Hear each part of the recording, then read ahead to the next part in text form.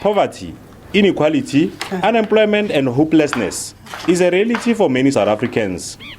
In this village, next to the Northwest capital, the elderly are the hardest hit. For 66-year-old Elizabeth Dlamini and her 77-year-old bedridden husband, the situation is dire.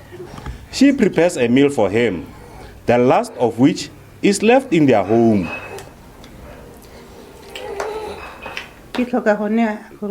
I desperately need to take him to the clinic every now and then, and it's very expensive for me to hire vehicles.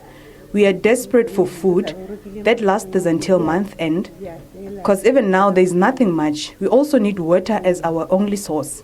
It's very dry. A few meters away, a 71-year-old Sitisho Motsegare. She prepares a meal for her 12 grandchildren. All her daughters have dumped their children with her. She has no one to care for them, let alone herself. I have 12 grandchildren and we all stay here. We get some grants, but it is not enough for food, and we do desperately need clothing and school uniform for the kids, including shoes. Poverty is not only a challenge here. As night falls, an unemployed 54-year-old is facing a challenge of a different kind. I survive through small jobs, and at times there is absolutely nothing available. I only survive by the grace of God. But there are a few good Samaritans. Every day, these pensioners bring hope to a hopeless situation.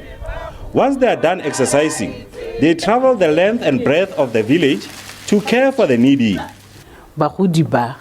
There are lots of social ills that we experience here. Some of the elders have been dumped by their kids. Some children are failing their parents because they never even visit them.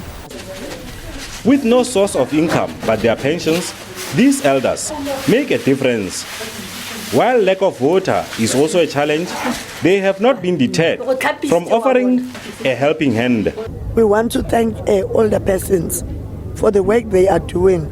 Actually, they are not doing it for that old man only, and we highly appreciate that. But in areas where we have to intervene as social development, we must do so because it's our responsibility and we cannot run away from our responsibility. Not that we are happy about that situation. It's embarrassing. The department has urged those making a difference to come forward and formalize their good deeds. This is aimed at assisting with funding despite budgetary constraints. There is hope that former President Nelson Mandela's words of a rainbow nation and Ubuntu will resonate in all corners of society.